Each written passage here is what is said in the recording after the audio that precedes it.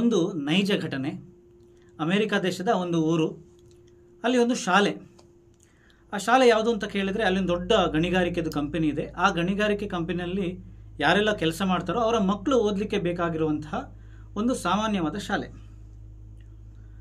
ಈ ಕಥೆ ಎಲ್ಲ ಮಕ್ಕಳು, ಟೀಚರ್ಗಳು, ಹೆತ್ತವರು ಕೇಳಬೇಕಾದ ಕಥೆ. ಒಂದು ದಿನ ಏನು ಮಾಡ್ತಾಳೆ ಆ ಟೀಚರ್, ಹೈಸ್ಕೂಲ್ ಟೀಚರ್, ಒಂದು ರೇಡಿಯೋವನ್ನು ಹಿಡ್ಕೊಂಡು ಕ್ಲಾಸಿಗೆ ಬರ್ತಾಳೆ. ಇದು 1957 ಅಕ್ಟೋಬರ್ ತಿಂಗಳಿನಲ್ಲಿ ನಡೆದ ಕಥೆ. ಆ ರೇಡಿಯೋ ಮುಖಾಂತರ ಒಂದು ಫ್ರೀಕ್ವೆನ್ಸಿನ ಟ್ಯೂನ್ ಮಾಡಿ ಒಂದು ಶಬ್ದವನ್ನು ಕೇಳಿಸ್ತಾಳೆ, ಬೀಪ್ ಸೌಂಡನ್ನು ಕೇಳಿಸ್ತಾಳೆ ಆ teacher. Beep beep beep beep ಅಂತ. ಇದು ನಿಮಗೆ ಸಿಗುತ್ತೆ ಯೂಟ್ಯೂಬ್ನಲ್ಲಿ. ಏನಿದು ಶಬ್ದ? ಈ ಶಬ್ದ ಕೇಳಿಸ್ಲಿಕ್ಕೆ, ಬೀಪ್ ಸೌಂಡ್ ಕೇಳಿಸ್ಲಿಕ್ಕೆ ಒಂದು ಆಟಿಕೆ ತಂದರೆ ಆಗೋದಿಲ್ವಾ? ಯಾಕೆ ನೀವು ರೇಡಿಯೋ ತಂದು ಟ್ಯೂನ್ ಮಾಡಿದ್ರಿ ಅಂತ ಕೇಳಿದ್ರೆ, ಆ ಶಬ್ದ ಯಾವುದು ಅಂತ ಕೇಳಿದರೆ ಮಾನವ ಕುಲಕ್ಕೆ ಬಾಹ್ಯಾಕಾಶದ ಬಾಗಿಲನ್ನು ತೆರೆದ ಶಬ್ದ.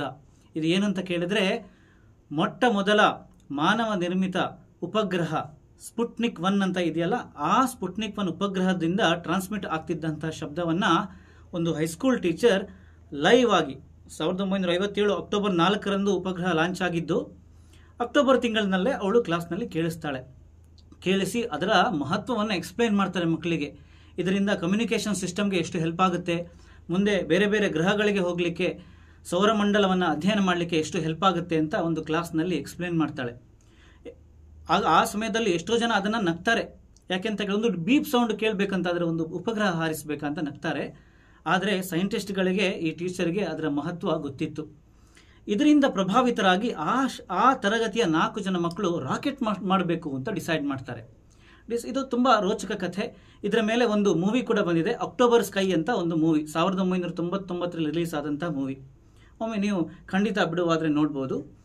ತುಂಬ ರೋಚಕವಾದ ಕಥೆ ಇದೆ. ಆ 4 ಮಕ್ಕಳು ರಾಕೆಟ್ ಮಾಡಬೇಕು ಅಂತ ಡಿಸೈಡ್ ಮಾಡ್ತಾರೆ. ಹೈಸ್ಕೂಲ್ ಮಕ್ಕಳು. ತುಂಬ ಕಷ್ಟ ಆಗುತ್ತೆ. ಮುಂಚೆನೇ ಅವರು ಸ್ವಲ್ಪ ಬ್ಯಾಕ್ಗ್ರೌಂಡ್, ಫಿನಾನ್ಷಿಯಲ್ ಬ್ಯಾಕ್ಗ್ರೌಂಡ್ ಅವ್ರದ್ದು ಚೆನ್ನಾಗಿರೋದಿಲ್ಲ. ಯಾರ್ದೋ ಹೆಲ್ಪ್ ತಗೋತಾರೆ.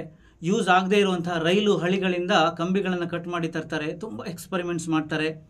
ಒಂದು ಸತಿ ಏನಾಗುತ್ತೆ ಅಂತ ಹೇಳಿದರೆ, ಇವರು ಪ್ರಿಪೇರ್ ಮಾಡಿರೋ ರಾಕೆಟು ಸೀದಾ ಆ ಮೈನಿಂಗ್ ಕಂಪನಿಯ ಹೆಡ್ ಆಫೀಸಿಗೆ ಹೋಗಿ ಬೀಳುತ್ತೆ.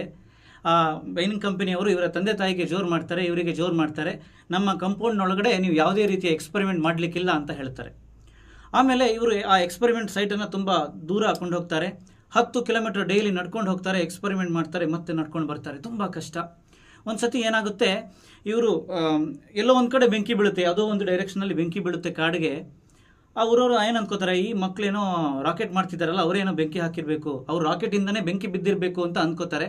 ಅವರನ್ನು ಅರೆಸ್ಟ್ ಮಾಡ್ತಾರೆ, ಅವರು ಜೈಲಿಗೆ ಹೋಗ್ತಾರೆ. ಅದರಲ್ಲಿ ಒಬ್ಬ ಹುಡುಗ ಪ್ರೊಜೆಕ್ಟೈಲ್ ಮೋಷನ್ ಕಾನ್ಸೆಪ್ಟ್ ಯೂಸ್ ಮಾಡಿಕೊಂಡು, ನಾವು ಬಿಟ್ಟಿರೋ ರಾಕೆಟು ಈ ಡೈರೆಕ್ಷನ್ನಲ್ಲಿ ಈ ಸ್ಪೀಡಲ್ಲಿ ಹೋಯಿತು, ಹಾಗಾದರೆ ಆ ರಾಕೆಟು ಅಪೋಸಿಟ್ ಡೈರೆಕ್ಷನಲ್ಲಿ ಹೋಗಬೇಕು ಅಂತ ಅವನು ಆರ್ಗ್ಯೂ ಮಾಡ್ತಾನೆ. ಮತ್ತೆ ಹೋಗಿ ನೋಡಿದರೆ ಅದೇ ಜಾಗದಲ್ಲಿ ಇರುತ್ತೆ ರಾಕೆಟು, ಅದು ಹೊಳೆಯ ಮಧ್ಯದಲ್ಲಿ ಬಿದ್ದಿರುತ್ತೆ. ಹಾಗಾಗಿ ಏನು ಕನ್ಫರ್ಮ್ ಆಯಿತು, ಅವರ ರಾಕೆಟಿಂದ ಬೆಂಕಿ ಬಂದಿಲ್ಲ ಅಂತ ಕನ್ಫರ್ಮ್ ಆಯಿತು. ಆಮೇಲೆ ಜೈಲಿಂದ ಬಿಡಿಸ್ತಾರೆ. ಆಮೇಲೆ ಈ ಮಕ್ಕಳು ನ್ಯಾಷನಲ್ ಲೆವೆಲ್ ಸೈನ್ಸ್ ಮಾಡೆಲ್ ಕಾಂಪಿಟೇಷನ್ಗೆ ಕಾಂಪೀಟ್ ಮಾಡ್ತಾರೆ. ಇಡೀ ಅಮೆರಿಕದಲ್ಲಿ ಫಸ್ಟ್ ಪ್ಲೇಸ್ ಬರ್ತಾರೆ. ಆ 4 ಜನ ಸ್ಟೂಡೆಂಟ್ಸಿಗೆ ಹೈಯರ್ ಎಜುಕೇಷನ್ ಮಾಡಲಿಕ್ಕೆ ಒಂದು ಅವಕಾಶ ಸಿಗುತ್ತೆ. ಆಮೇಲೆ ಅದರಲ್ಲಿ ಒಬ್ಬ ಹುಡುಗ ನಾಸಾದಲ್ಲಿ ಸೇರ್ಕೊಂಡ್ಬಿಡ್ತಾನೆ, ದೊಡ್ಡ ಸೈಂಟಿಸ್ಟ್ ಆಗಿಬಿಡ್ತಾನೆ. ಇದನ್ನು ನಾನು ಯಾಕೆ ಹೇಳ್ತಾ ಇದ್ದೇನೆ ಅಂತ ಹೇಳಿದರೆ, ಒಂದು ಸಾಮಾನ್ಯ ಹೈಸ್ಕೂಲ್ ಟೀಚರ್ ಒಂದು ತರಗತಿನಲ್ಲಿ ಒಂದು ಗ್ರೂಪ್ ಆಫ್ ಸ್ಟೂಡೆಂಟ್ಸ್ ಮೇಲೆ ಎಷ್ಟು ಚೆನ್ನಾಗಿ ಪ್ರಭಾವವನ್ನು ಬೀರ್ಬೋದು, ಅದು ಧನಾತ್ಮಕ ಡೈರೆಕ್ಷನ್ ಕಡೆಗೆ ಎನ್ನೋದಕ್ಕೆ ಇದೊಂದು ದೃಷ್ಟಾಂತ.